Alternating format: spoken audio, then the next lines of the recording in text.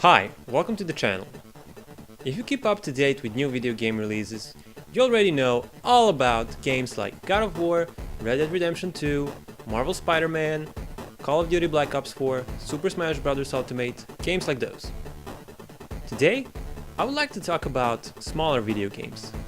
Games that are not nearly as popular as these titles, but games that absolutely do deserve your time. You might already be familiar with some of these, but they're definitely not as known as these big titles. So let's dive into those 5 games now. Copy, loud and clear.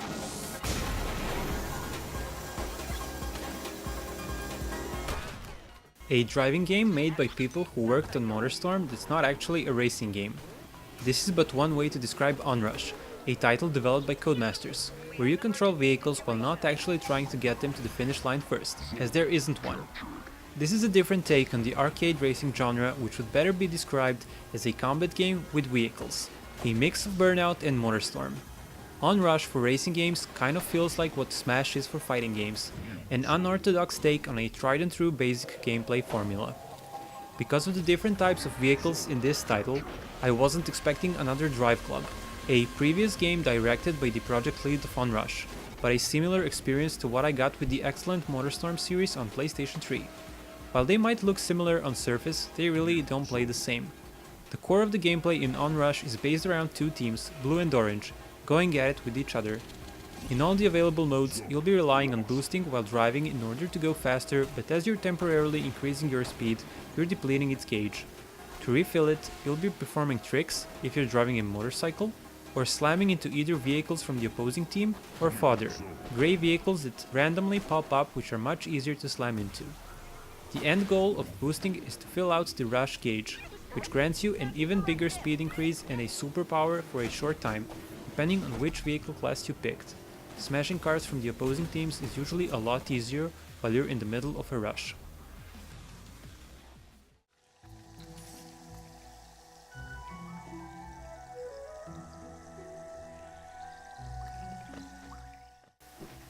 A subgenre until recently fairly forgotten, Metroidvania seems to be back in full force these days. One such title is Hollow Knight, a game where you'll often get completely lost while exploring and stomped again and again in exhilarating boss fights. It's very polished and packed full of content, which makes the fact that Hollow Knight was made by Team Cherry, a development team of 3 people, almost unbelievable. The game starts off very mysteriously, as the player is in the role of a nameless, insect-like knight that explores the post-apocalyptic kingdom called Hollow Nest. Armed with a nail, which acts as a weapon, you make your way through different areas and fight enemies in the form of bugs and insects. One of the features particular with this title is that when you enter a new area, you won't have a map to count on. You'll need to wander around and look for the cartographer, who will sell you a map of the area you're in. Even then, it won't be completely filled out. You'll need to make it so by exploring the area yourself, and once you rest on a bench, which act as save points, the map will be filled out with the rooms you went through. Did I mention how challenging Hollow Knight is? Because it definitely draws some inspiration from the Souls games. When you die, you're brought back to the last save point you reached and you lose all the in-game currency Geo. If you want to retrieve it, you're going to have to make your way back to where you died and defeat the Shade. While even quite a few regular enemies gave me trouble, the bosses are very hard and you'll need multiple tries before figuring out their attacks and patterns, allowing you to eventually overcome them.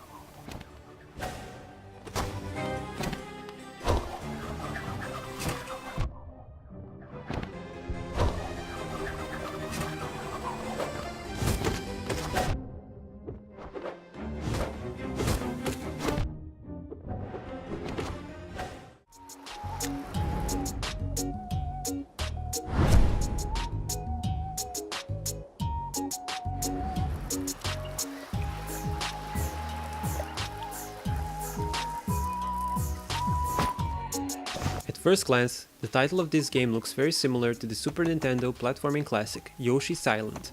But while Yoku's Island Express may not have anything to do with the anthropomorphic green dinosaur, it wouldn't be too surprising if, thanks to the originality at display here, you confused it with a Nintendo published title. The idea of combining a Metroidvania-inspired open world with pinball mechanics, of all things, sounds bold, wacky, and like something that you wouldn't really want to mesh together. but it actually works in practice. As I started playing, I wasn't sure that this was the right game for me.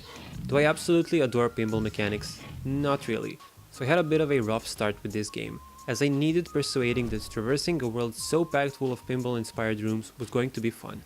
But after the initial apathy, I quickly became better at playing it and was able to trust the miniature postman Yoku and the ball he's lugging around right where I wanted them. Well, most of the time. When it comes to the Metroidvania aspect of the game, the open world is not set up with just many interconnected hallways. It's designed like a maze, so just figuring out how to progress further, even early on, might not always be very obvious. The more you go along, the more backtracking there is, and that's when I definitely did get lost, more than once.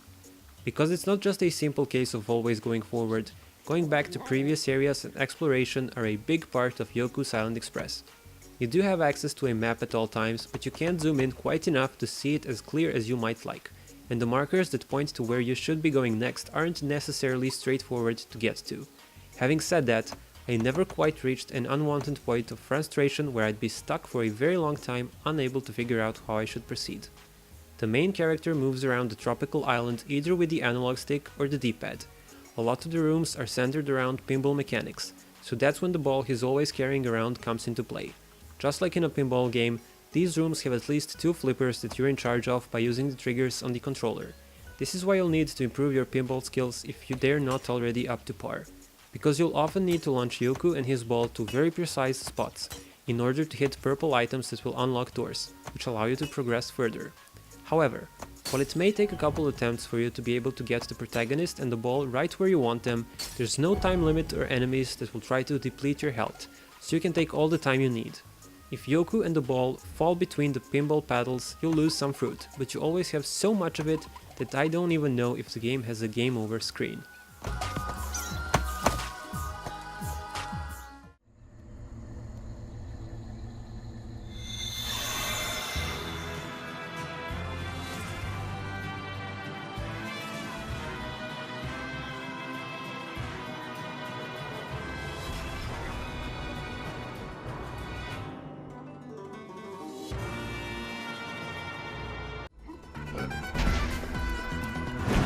One could argue that Guacamelee 2, like its predecessor, is in some ways a baby's first Metroidvania. You will seldom get lost in any of the temples because just like the latest 2D Metroid, Samus Returns, both Guacamelee games feel like they were made with accessibility in mind. That's not to say that Guacamelee 2's level design is too simple, or even that simplicity is inherently a bad thing in and of itself, however. While not incredibly complex, I still thought it was outstandingly well made and quite an improvement over the design of the rooms you traversed through in the first game, and I really enjoyed my multiple playthroughs of that one. Certain parts of the gameplay are still about what you'd expect from a game of this ilk. You start off with just being able to jump, with most areas being inaccessible. What's different here is the frequency with which you gain new moves. In the beginning it feels like every 10 minutes or so you learn to do something new, so the gameplay doesn't get dull. The abilities you unlock are a combination of old ones you're familiar with if you've played the first game, and completely new ones. Yes, there are still color-coded stones that will only break by using the ability of the corresponding color, but barely an hour into the game you get the Eagle Boost ability, which allows you to slingshot Juan by pressing triangle, which is new for the series. Despite wearing its influences on its sleeve, Guacamelee 2 isn't quite like your 2D Castlevania or Metroid game. This sequel has a big focus on platforming and traversal instead of pure exploration, with a nice dose of combat thrown in for good measure. There are still a lot of enemies to fight through, which shouldn't get too repetitive as the combat mechanics aren't just reserved to button mashing. You have your regular attack, a couple of special moves and throws that you can all chain into combos, but you can now also mix that up with transforming to fight as a chicken. Later in the game, enemies mostly have shields in different colors. They let you know which special attack you should use to break them before you can start smacking those foes, so at least some variety during fights is necessary.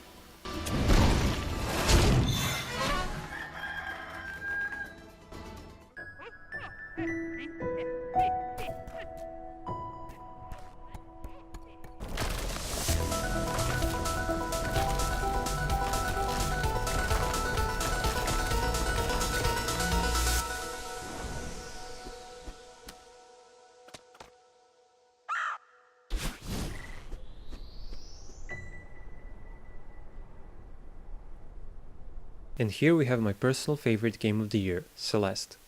The main word that comes to mind when I think of Celeste is masterpiece. This game so effortlessly combines flawless level design with a heartwarming, relatable story and an absolutely incredible soundtrack that while playing it I was often left speechless. The player controls Madeline, a girl determined to conquer and get to the top of the mountain known as Celeste. As is the case with real mountain climbing, I'd imagine, that is anything but a simple task. Compared to other games from the genre, where the focus is almost entirely on the platforming itself, the story in Celeste is deeper than this simple premise. Fundamentally, Celeste is about internal struggle, because on the way to the goal you find out more about Madeline and issues that unfortunately a lot of people can relate to, like depression and panic attacks. How this game deals with such serious themes is unexpected, unusual, but done very well, and it makes the whole experience wonderfully unique. But since this is a platforming game at the end of the day, all of this wouldn't amount to much and couldn't help save the game from mediocrity if the gameplay wasn't of similar quality. Fortunately, the core mechanics and the level design in Celeste are as top tier as you can get. Other than the usual jumping, the heroine can climb up walls until her stamina runs out and dash in the middle of jumps. You can only dash once in the air until falling to the ground or hitting a crystal. While playing through the game, more mechanics like springs that you can jump off of and feathers that allow for temporary flying are introduced.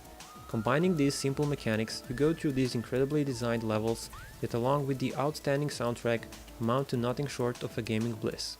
Beating all the alternative levels, B and C sides, was incredibly challenging but very rewarding.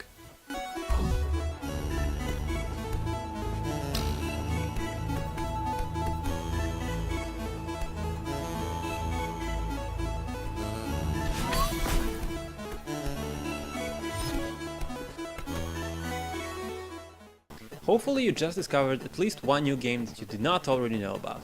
If you found this video useful, please give it a thumbs up and consider subscribing to the channel. Until next time, take care.